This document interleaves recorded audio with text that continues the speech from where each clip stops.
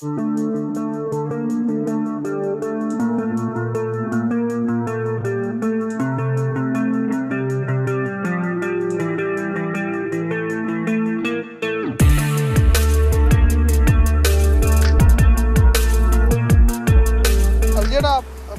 Beach എന്ന് പറഞ്ഞാൽ ഏഷ്യയിലെ തന്നെ ഏറ്റവും നീളം കൂടിയ ബീച്ചാണ്. ഭയങ്കര രസമല്ലേ വിജയേട്ടൻ?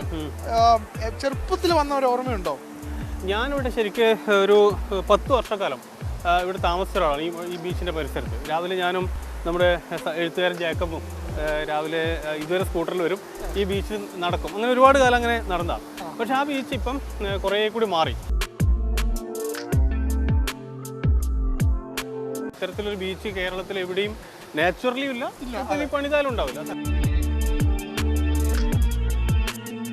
ഇതിന്റെ പരിസരത്ത് ഇപ്പൊ താമസ സൗകര്യം അങ്ങനെ എന്തെങ്കിലും ഉണ്ടോ? ഏറ്റവും പ്രധാനപ്പെട്ട കാര്യം പഞ്ചനക്ഷത്ര ഹോട്ടൽ അടക്കം ഇവിടെ വരുന്നു എന്നുള്ളതാണ്. അതായത് ഈ പാർക്കും ഒക്കെ വരുമ്പോൾ, ഉദ്ഘാടനം ഒക്കെ ആയി വരുമ്പോൾ അങ്ങനെ മുഴുപ്പിലങ്ങാടിനെ പരമാവധി എക്സ്പ്ലോർ ചെയ്യാനുള്ള എല്ലാ സംവിധാനങ്ങളും വരുന്നുണ്ടെന്നാണ് മനസ്സിലായത്. ഉറപ്പായിട്ടും ഒരു ഡെസ്റ്റിനേഷൻ ആയിരിക്കും നമ്മുടെ മലബാറിൽ ഒരു മേജർ ഡെസ്റ്റിനേഷൻ. ഒരു കോളത്തേക്ക് വെല്ലുന്ന രീതിയിലുള്ള ഒരു അന്തരീക്ഷം ഇവിടെ ഉണ്ട്. ഒരു ഡ്രൈവിൻ ബീച്ച് എന്ന് പറയുന്നത് ഒരു വലിയൊരു എന്തൊക്കെ പറഞ്ഞാൽ ഒരു പ്രത്യേകത തന്നെയാണ്.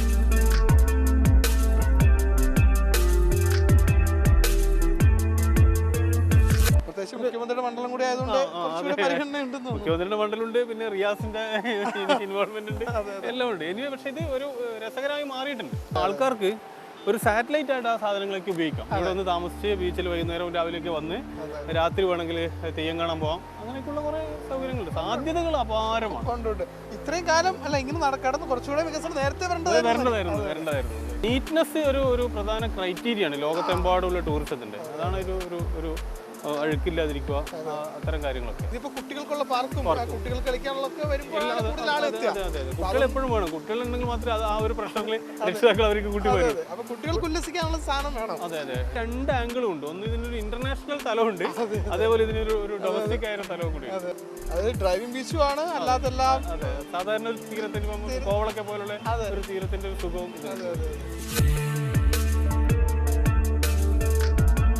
മുഴുപ്പിലങ്ങാട് ബീച്ച് ഒന്നും പറയില്ല അല്ലെ, എന്ത് പറയണ്ട. നമ്മളെ ബീച്ച് നമ്മളെ ജനിച്ച മുതൽ ഇവിടെ നമ്മളുണ്ടായത്.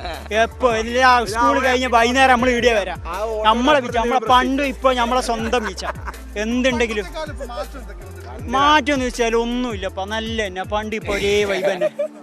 നല്ല തന്നെ പാർക്ക് വന്നിട്ട് കുറച്ചും കൂടി നല്ലൊരു രസമായിട്ട് വന്നിട്ട്. മുഴുപ്പിലങ്ങാട് ഇങ്ങനെ വണ്ടി ഓടിക്കാൻ തന്നെ എല്ലാവരും വരിക മെയിനായിട്ട്. ഇനിയിപ്പോൾ അതെല്ലാം വന്നുകൊണ്ട് ഇനി കുറച്ചും കൂടി സെറ്റപ്പ് ആവും. നല്ല അടിപൊളി ബീച്ചാണ്, ഡ്രൈവിങ്ങിന് പറ്റിയ അടിപൊളി ബീച്ചാണ്. നമ്മൾ ഫസ്റ്റ് ടൈമാണ് ഇവിടെ വരുന്നത്, നല്ല എക്സ്പീരിയൻസ് ആണ്. പ്രാവശ്യം ഫാമിലി ആയിട്ട് വന്നത്, പിന്നെ ഫ്രണ്ട്സായിട്ട് വന്നത്, നല്ല അടിപൊളി ബീച്ചാണ്.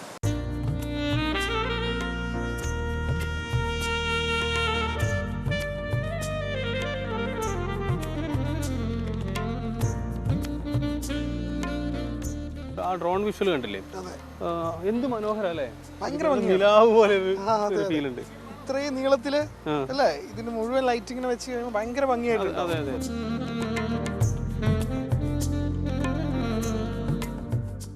റോഡിൻ്റെ സ്ഥിതി എന്ന് വെച്ച് കഴിഞ്ഞാൽ ഇപ്പം നിലവിൽ എടക്കാട് നിന്ന് ബീച്ചിലേക്ക് വരുന്ന റോഡ് നല്ല വീതിയുള്ള റോഡാണ്. പക്ഷെങ്കിൽ അതിൻ്റെ ഫസ്റ്റ് സ്റ്റാർട്ടിങ് പോയിൻ്റാണ് നന്നാക്കേണ്ടത്. പക്ഷേ ഇനി അതിപ്പം നാഷണൽ ബൈപ്പാസ് വന്നതുകൊണ്ട് അത് ശരിയാക്കാൻ കുറച്ച് ബുദ്ധിമുട്ടാണ്. വെള്ളി ശനി ഞായർ ഭയങ്കര തിരക്കാണ് ഇവിടെ. അന്നേരം വണ്ടിയൊക്കെ ഭയങ്കര ബ്ലോക്കാണ് ഇവിടെ. അങ്ങനെ ഒരു ബുദ്ധിമുട്ടുണ്ട്.